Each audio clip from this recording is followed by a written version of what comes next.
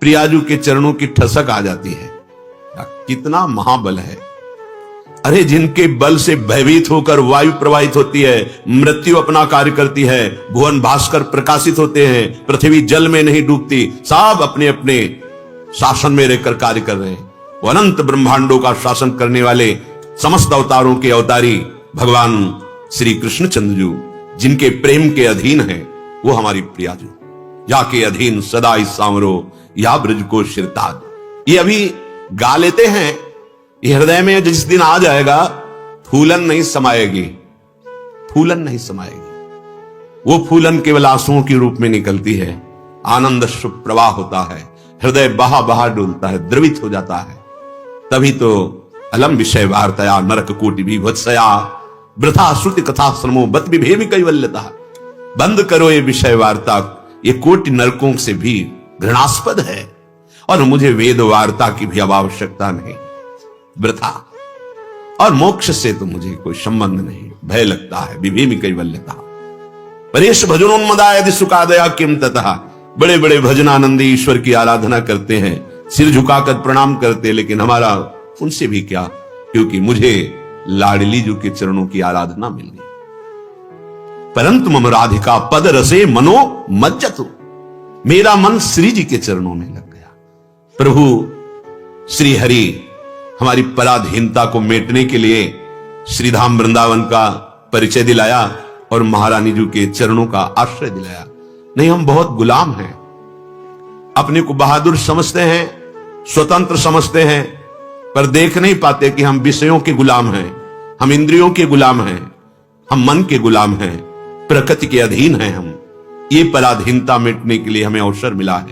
ये मानवदेह, ये सत्संग, ये पराधीनता को मिटाने के लिए। हरिराम व्यास जी कह रहे हैं, हे हरि अब तो कृपा कर दो, मेरी पराधीनता मेटो हरि किनो। हे हरि आप ही मेरी पराधीनता को मिटा सकते हो, आप मिटा दीजिए। अपने शरण राख लेहु बलि जाऊं, विमुखन के द्वारे उझको जिन। बहुत ध्यान देने योग्य बात करें हैं। पाए रतन, हमें रतन मिल गया वृंदावन, परिचय नहीं मिला। रतन पाए चीन्ह्यो नहीं, दीन्ह्यो करते डाल। बहुत बढ़िया अवसर मिल गया है, आपको जीने की आशा है, इसलिए आपको सोना अच्छा लगता है। और जिस दिन ये बात समझ में आ गई कि कभी भी शरीर छूट सकता है, तो अब ये बात लग गई कि कमा लो, कमा लो, जितना भी कष्ट मिले चुपचाप सह लो, राधा नाम कमा लो, राधा राधा राधा राधा राधा, इतनी कमाई कर लो कि हमारे प्रियालाल प्रसन्न हो जाए। बिक जाते हैं प्रियालाल, जैसे लालजू कहते हैं, राधा नाम मेरा निश्चित मूल्य है, अगर आप राधा नाम एकत्रित कर लो, मुझे खरीद लो। ये नींद में सोने का मतलब है इंद्रियों को विश्राम मिलना। इंद्रियों का विश्राम मतलब संसार का चिंतन छूटा ना, इसमें आपको सुख लगता है। नहीं नहीं, अगर संसार का चिंतन जागृत होकर छोड़ दो तो तुम महापुरुष हो जाओगे। जागृत अवस्था में संसार का चिंतन छूटा तो इंद्रियां विश्राम को प्राप्त हो जाती है, विश्राम ही नहीं परम विश्राम को प्राप्त हो जाती है। हे हरि अपनी शरण में ले लो, बलिहारी जाऊं, ये विमुखन के द्वारे हमारा जाना बंद करवा दो। कैसे, कौन से सुख के लिए हम किसी अन्य का आश्रय ले हाथ पसारे। बड़ी बुद्धि मारी गई है यदि प्रभु का आश्रय लेकर के हमारे अंदर और किसी से चाह प्रकट हो जाए कि अमुक हमें फल देंगे, अमुक हमें धन देंगे, अमुक हमें वस्त्र देंगे, अमुक हमारी व्यवस्था करेंगे, तो धिक्कार है तुम्हारी शरणागति को। प्रभु अखिल कोटि ब्रह्मांडों के इस अनंत शक्तियों के स्वामी और उनके तुम पार्षद पद पे हो, दास हो। जिन विषयों का साधना अवस्था में ही महत्व नहीं रहता, उन विषयों का तुम आश्रय भी लिए हो, हरि शरणागत कहलाते हो। कैसे, बड़ी विडंबना है।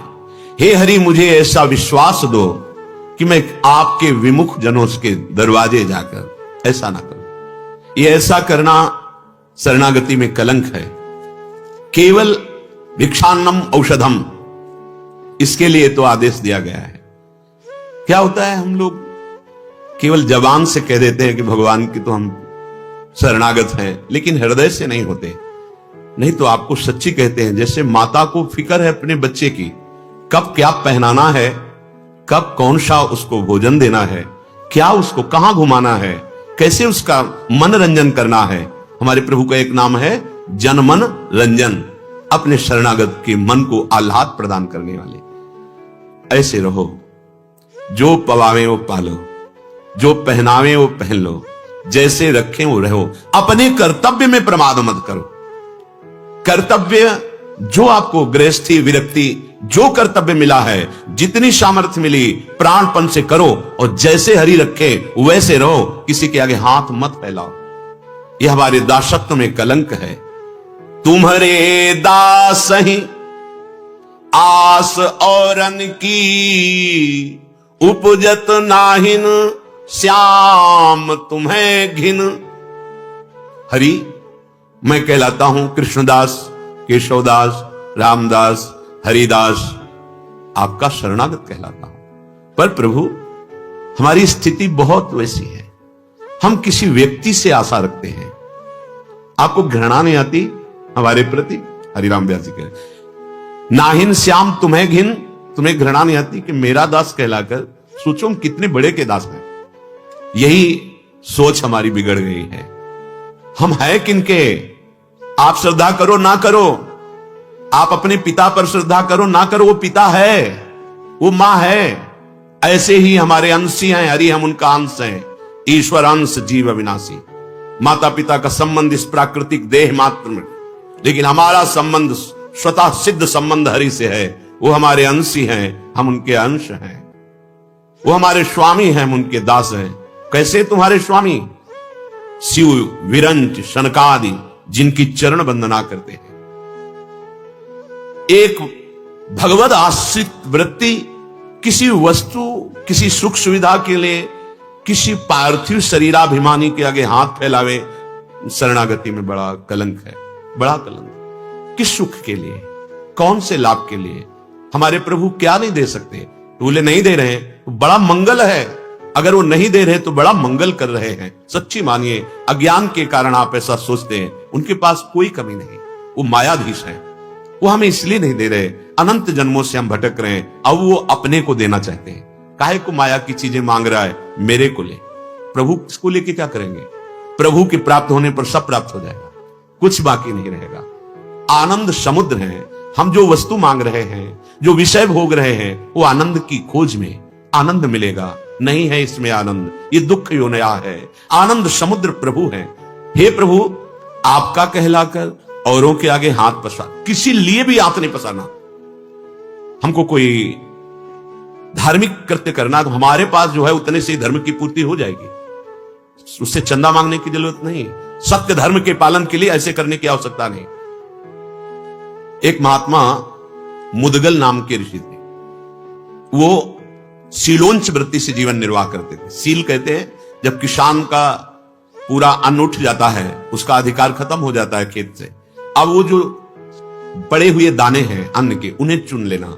बाजार में जब व्यापारी अपना अन्न उठा के चले जाते हैं, जो दाने गिरते हैं उनको उठा लेना उंच कहते हैं। सील और ओंच, सीलोंच वृत्ति, वो अन्न एकत्रित करते हैं। तो 2-2.5 किलो बहुत होता था, उसका वो सतुआ बना लेते थे और ऐसे चुटकी भर लेकर के पूरा वर्ष उसी से गुजारा करते थे। सीलोंच वृत्ति से, सीलोंच वृत्ति से एकत्रित किया हुआ 2-2.5 किलो सतुआ मिट्टी के पात्र में रखा।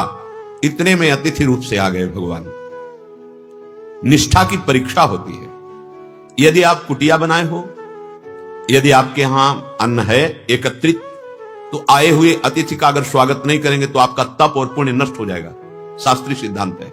यदि आप भिक्षुक हैं, किसी वृक्ष के नीचे पड़े रहते हैं आप, तो फिर आपके ऊपर अतिथि का अधिकार नहीं है। यदि आप एक झोपड़ी भी बनाए हैं, जल भी रखे हैं, तो अतिथि का अधिकार बन जाता है। अगर अतिथि आता है तो हाथ जोड़ करके आसन देकर, जल है तो जल के लिए ही पूछिए, ये बनता है। तो सतुआ था, आए और कहा कि बहुत ही क्षुधा लगी है, आपके पास कुछ है? हाँ भगवान है। सतुआ दिया उनको, पूरा 2.5 किलो सतुआ पा गए। 1 वर्ष के लिए वो रखते थे। उन्होंने कुछ नहीं कहा, जल पिला दिया, तृप्त हुए चले गए। तो वहां कुछ कण सतुआ के गिरे हुए थे, तो एक नेवला वहां से गुजरा तो आधा सोने का बन गया, स्वर्णिम तेजोमय शरीर।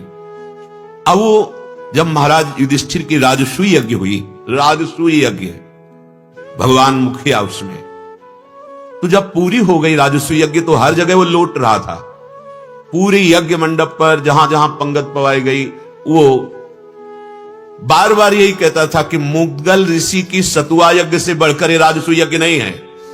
भगवान श्री कृष्ण ने कहा, नेवले, ऐसी यज्ञ तो कोई नहीं कर सकता, क्योंकि इस यज्ञ में स्वयं भगवान शंकर, ब्रह्मा, श्री कृष्ण देवपान, व्यासदेव, परशुराम, बड़े बड़े सब भगवत स्वरूप आए हुए हैं। बड़े बड़े ब्रह्म ऋषियों का यहां सम्मान हुआ है। समस्त वैभव इसमें महाराज युधिष्ठिर के सेवा में है, आप ऐसा क्यों कह रहे हो? तब उसने कहा, महाराज शिलोंच वृत्ति से जीवन यापन करने वाले मुद्गल ऋषि का पूरी कथा बताई, और मैं वहां से गुजरा तो मेरा आधा शरीर स्वर्ण का हो गया। अब मैं सोच रहा था कि कहीं ऐसा पुण्य होगा तो मेरा पूरा शरीर स्वर्ण का हो जाएगा, पर राजसूय यज्ञ में वो नहीं हुआ जो सतुआ यज्ञ से हुआ। आप समझ पा रहे हैं? यदि आप धर्म से कमा रहे हो, 1 रुपए का आप धर्म कर दिए तो 1 अरब का बहुत बड़ा धनी वो दान करे तो तुम्हारी समानता नहीं कर सकता। 1 करोड़ गाय राजा दान करे और 1 गरीब आदमी बछिया दान कर दे तो उसकी बराबरी नहीं कर सकता। इसलिए अगर हम सोचे कि यज्ञ करने के लिए या हम भंडारा करने के लिए या कोई बड़ा अनुष्ठान करने के लिए हम चंदा मांगे, जरूरत 4 लोग स्वयं सहयोग कर रहे हो, बात अलग की बात है। नहीं, धर्म आपके पास जो है उसी से पूर्ण हो जाएगा। आपके पास जो भी है आपके धर्म की पूर्णता उसी से हो जाएगी, किसी से मांगने की जरूरत नहीं है। हे हरि, आपका दास कहला करके मैं औरों से मांगता हूं, आपको घृणा नहीं होती? ये तो छोड़ देना चाहिए। अंदर से चाह नहीं रखनी चाहिए और ऐसे कभी नहीं करना चाहिए। श्री, कीर्ति, बुद्धि, ह्री ये सब नष्ट हो जाती है जो ऐसे करता है। पूज्यपाद उड़िया बाबा जी के वचन थे, अगर विरक्त है तो एक ही जगह केवल आज्ञा है, क्षुध व्याधिस चिकित्स्यताम। क्षुधा रूपी व्याधि की चिकित्सा के लिए भिक्षान्नम औषधम, भिक्षा रूपी अन्न औषधि से हरि का आश्रय लेकर जो वैराग्य मार्ग में है वो केवल भिक्षाम दे, राधे श्याम, जो रूखा सूखा जैसा मिला बस उससे गुजारा करना, ये मांगने की तो बात है नहीं। हरि के आश्रित जनों की कई वृत्तियां होती हैं, जैसे एक होती है आकाश वृत्ति, ये महान वृत्ति है। भगवान जो भेज देंगे जैसे रखेंगे वैसे रहेंगे, ना भिक्षा मांगेंगे ना किसी से कुछ कहेंगे, वो आकर। एक होती है अजगर वृत्ति, पढ़े हैं आ गया हमारे मुख के सामने तो पा लिया नहीं तो नहीं पाया। यह है मधुकर वृत्ति। मधुकर कहते भौरा, भौरा जैसे हर पुष्प से पराग लेकर अपने प्राणों का पोषण करता है, ऐसे वैरागी 4 घरों में जाकर माधुकरी मांगकर अपने प्राणों का पोषण करके परमात्मा चिंतन में लगा रहता है। लेकिन धन मांगना या अन्य कुछ मांगना तो कहते हरि तुम्हें घृणा नहीं आती हमारे ऊपर?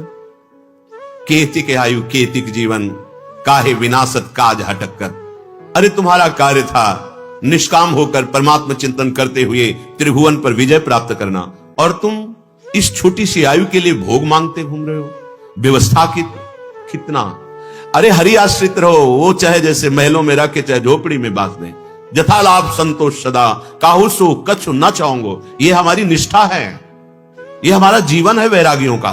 नहीं, अगर मांगना नहीं मिटा तो मतलब क्या हम भिखारी हैं? अरे हम प्रेम भिक्षुक हैं, भगवत प्रेम प्राप्त करने के लिए निकले, कोई विषयी भिक्षुक है क्या? धन के भिक्षुक है क्या? नहीं, हरि आश्रित है। जो हरि आश्रित है उसको विश्वास रहता है। पूषण भरन न चिंत कराही, श्री हरिवंश विभव बिलसाई, श्री वृंदावन की माधुरी। अगर अपने शरीर पोषण की भी चिंता है तो अभी दासत्व तो नहीं पुष्ट हुआ। अगर किसी भी तरह के किसी अन्य आश्रय की वृत्ति तो अभी दासत्व तो नहीं पुष्ट हुआ।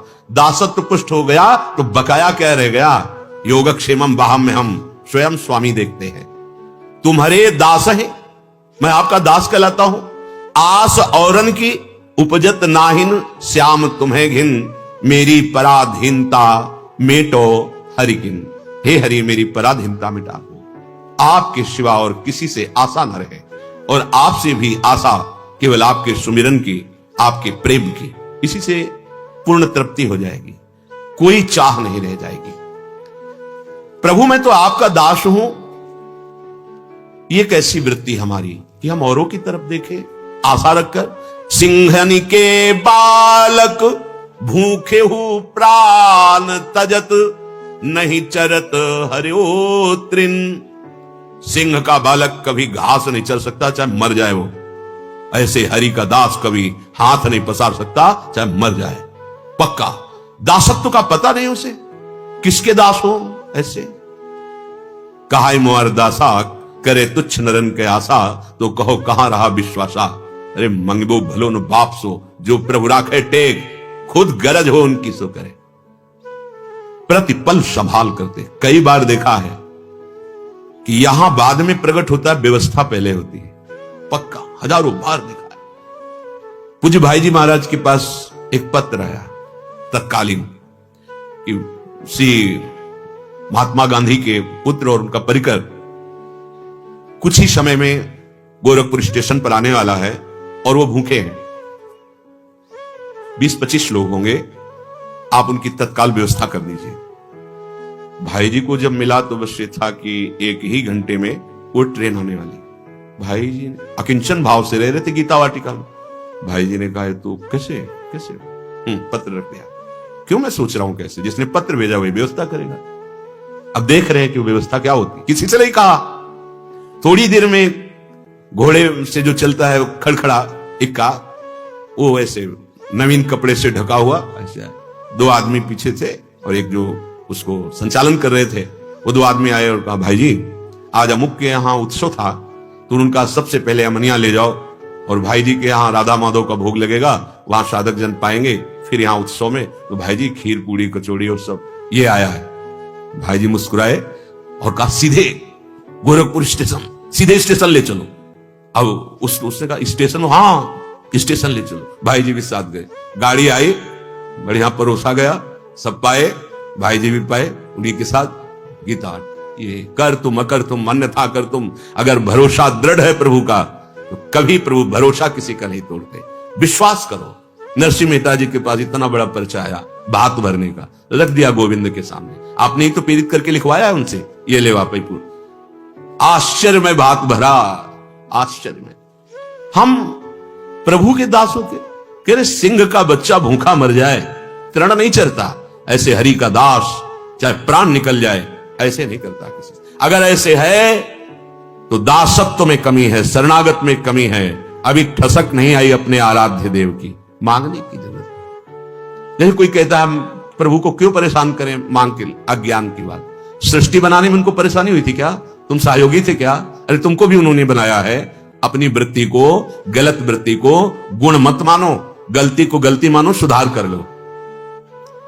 ताही प्रभु की प्रभुता साची, जाको सेवक सच पावे दिन।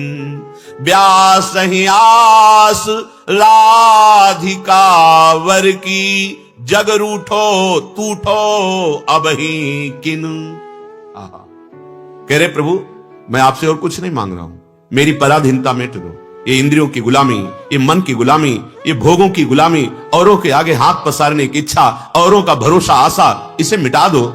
ताही प्रभु की प्रभुता साची, उसी स्वामी की प्रभुता साची होती है जिसका सेवक सुखी होता है। और हम विषयों की गुलामी, मन की गुलामी में रहें, दूसरों के आगे हाथ पसारे, तो क्या प्रभु ये हमें सुख प्रदान करेगा? नहीं। तो फिर आपका सेवक होकर हम क्या दुखी रहे? आप कृपा करो।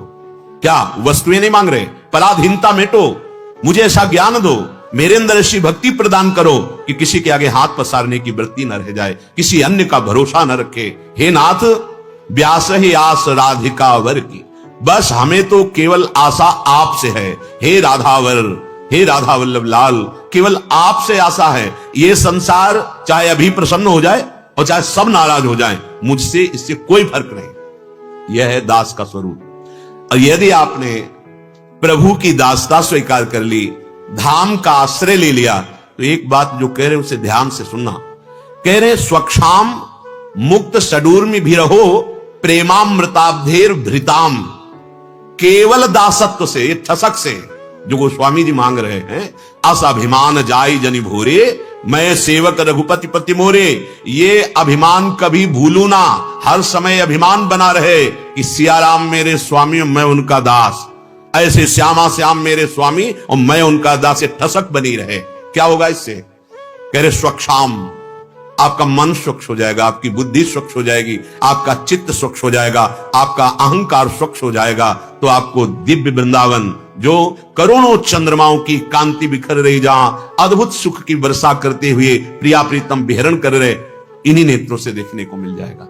और कह रहे हैं मुक्त षडूर्मि भी रहो, शोक मोह जरा मृत्यु क्षुधा पिपासा, ये 6 उर्मियां हैं, ये सबको पीसती रहती है। शोक मोह क्षुधा पिपासा जरा मृत्यु। शोक हो जाना, देख लो हृदय में, मोह हो जाना, बुढ़ापे का दुख भोगना, भूख प्यास से पीड़ित रहना और मृत्यु का भय सताना। शरणागत की 6 उर्मियां बिना किसी साधन के नष्ट हो जाती हैं।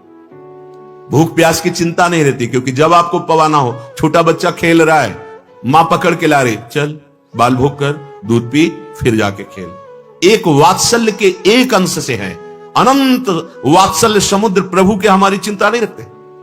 अगर वो हमें भूखे रखना चाहते हैं तो हमारा परम मंगल है, क्योंकि निरंतर भगवदाकार वृत्ति कराना है उनको, हमको सामर्थ्यशाली बनाना है, इसलिए हमें भूखे रख रहे हैं। नहीं उनके क्या भंडार में कमी है क्या? जैसे भगवान संतों को कई कई दिन भोजन नहीं, ये क्या है?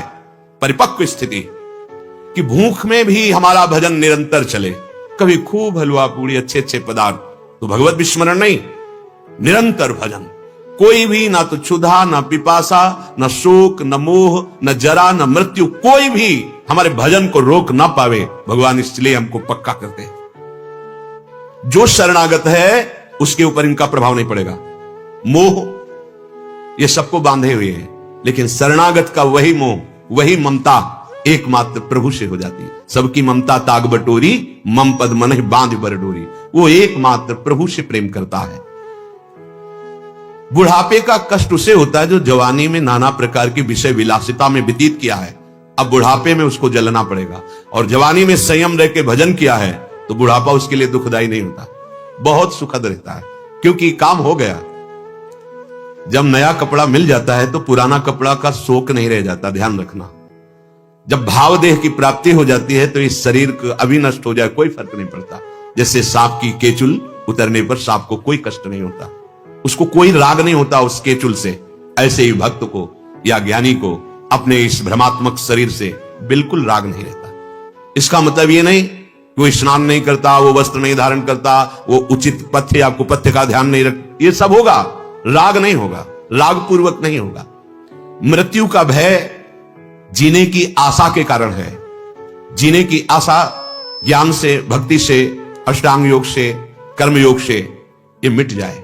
हमारा जीवन किस लिए है? प्रभु के लिए। तो हम अभी राधा बोल रहे हैं, अभी खत्म हो जाए तो जो परम लाभ हमें हजारों वर्ष अगर जीवन मिले तो जो लाभ मिलना वो हमें इसी सेकंड में मिल रहा है। मुझे क्या, 1 दिन रखें, 2 दिन रखें, 10 दिन रखें, साल भर रखें, 10 साल रखें, ये उनका कार्य है। मेरा काम तो अभी हो रहा है राधा, और इसी समय शरीर छूटे तो सिर ही मिल जाएगी। ये तो रही भक्ति।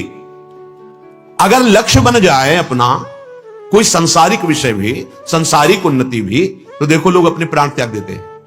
अगर द्वेषात्मक वृत्ति है तो एक अपने को नष्ट करके सैकड़ों को नष्ट करने के लिए खत्म हो गया उसको मृत्यु का भय, लक्ष्य दृढ़ हो गया। ये तो भागवतिक लक्ष्य है। अरे बिल्कुल माइक लक्ष्य में मृत्यु का भय खत्म हो जाता है। राष्ट्रभक्ति भी छोड़ो, राष्ट्रभक्ति में तो हंसते हुए वंदे मातरम कहकर फांसी पे चढ़ गए। आप देखो जो द्वेषात्मक वृत्ति वाले हैं वो अपने शरीर में विस्फोटक बांध करके हजारों लोगों को मारने का लक्ष्य बनाया, तो जान रहे कि जब हमारी बटन दबेगी तो पूरा शरीर चिथड़ा हो जाएगा, मर जाऊंगा। नहीं है उनको भय, और उड़ा देते, अपने को उड़ा दिया, हजारों को उड़ा दिया। मृत्यु कोई खास भयावह नहीं है यदि हमारा लक्ष्य दृढ़ हो जाए। लौकिक लक्ष्य में मृत्यु का भय नहीं होता। 2 मित्र परस्पर मोह राग से, काम भाव से युक्त हुए, अब उनको बिछोड़ना पड़ेगा तो दोनों अपने प्राण त्याग देते, बिछोड़ना पसंद नहीं करते। देखो छोटी छोटी बातों में मृत्यु का भय खत्म हो गया। और तुम भगवान के दास हो, सच्चिदानंद प्रभु की उपासना करते हो, तुम्हें मृत्यु का भय रह जाएगा, मतलब अभी लक्ष्य दृढ़ नहीं हुआ। क्षुधा पिपाशा भगवद आश्रित है, जब जहां जैसे आनंद ही आनंद, क्योंकि हम भगवद आश्रित है। चाहे गृहस्थ हो चाहे विरक्त, जो भगवत आश्रित है। देखो सुदामा जी गृहस्थ में थे, बच्चे सब, कई कई दिन भिक्षान्न नहीं मिलता तो तुलसी दल अर्पित करके चरणामृत के साथ उसी में जय श्री कृष्ण आनंदित रहते। परिणाम हुआ लोकाधिपति भगवान मानो एक लोक की संपत्ति पूरी एकत्रित कर दी। ऐसी सुदामापुरी। सुदामा जी उस समय भी हर्षित नहीं हुए, नहीं आपने जो मुझे अंदर की संपत्ति दी, अपना प्रेम, मैं उससे संतुष्ट हूं, आपकी इस बाहरी संपत्ति से मेरा कोई संबंध नहीं। ये 6 उर्मियां नष्ट हो जाती है। जो धाम का आश्रय लेकर धामी राधा माधव की शरणागति दासत्व भाव को, असलियत में दासत्व भाव को स्वीकार करता है।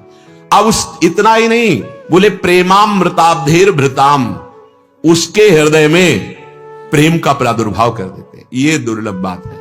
अब वो प्रेमामृत सागर जहां उसके हृदय में तरंगायमान हुआ, तो उसकी तरंग है लीला, प्रियालाल की लीलाएं।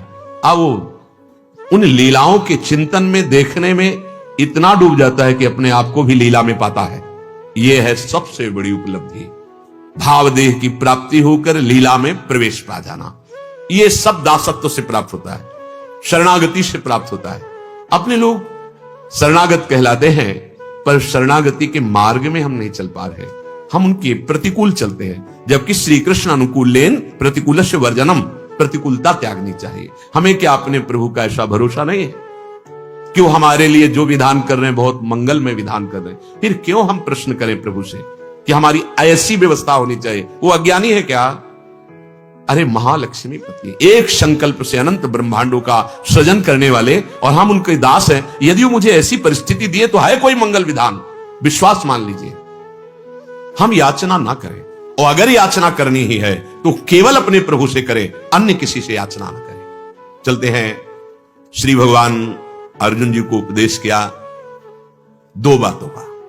एक तो सांख्योग ज्ञान, जब अर्जुन जी को शोक हुआ कि मैं कैसे इनको मारूं, ओठ सूखने लगे, शरीर कांपने लगा, उतरकर भगवान के चरणों के समीप खड़े हो गए। कहा मैं युद्ध नहीं करूंगा, मैं इनको कैसे मारूं? मैं आपका शिष्य हूं, आपका शरणागत हूं, मेरा जिसमें परम श्रेय है, परम कल्याण है, वो आप मुझे बताइए। भगवान ने पहले सांख्य योग का वर्णन किया, ज्ञान योग कि जिसमें शरीर क्या है और आत्मा क्या है, वर्णन किया। फिर अर्जुन जी को बताया कि जब शरीर अगर मानते हो जन्मा है तो मरेगा जरूर, वैसे तुम अजन्मा हो, ना तुम्हारा कभी जन्म हुआ है ना तुम्हारी कभी मृत्यु होगी, शरीर राग के कारण ऐसा है। यह बात जब हमारी बुद्धि मोह रूपी दलदल से तर जाएगी, शास्त्र रूपी जाल से भी निकल जाएगी, और हम विषय, इंद्री, मन, बुद्धि इन सबको अपने अधीन कर लेंगे तो परमात्मा में स्थित हो जाएंगे। परमात्मा में स्थित पुरुष का लक्षण क्या है? वो कैसे बोलता है, कैसे बैठता है, कैसे व्यवहार करता है? ऐसा अर्जुन जी ने प्रश्न किया। भगवान ने उसका उत्तर दिया। अभी जो कल तक चर्चा हुई वो ब्राह्मी स्थिति की चर्चा हुई। अब अर्जुन जी को लगा कि भगवान मिली हुई बात कैसे कह रहे हैं। यह नियम है कि जब श्रोता, प्रश्नकर्ता अपना आग्रह लेकर जाता है तो उसको कभी उत्तर सही नहीं लगेगा, पक्का, बिल्कुल शास्त्रीय अनुभूत उत्तर दिया जा रहा है, लेकिन उसका संशय निवृत्त नहीं होगा। क्यों? क्योंकि अंदर से आग्रह लेकर के गया है कि मैंने जो निश्चय किया यही ठीक है।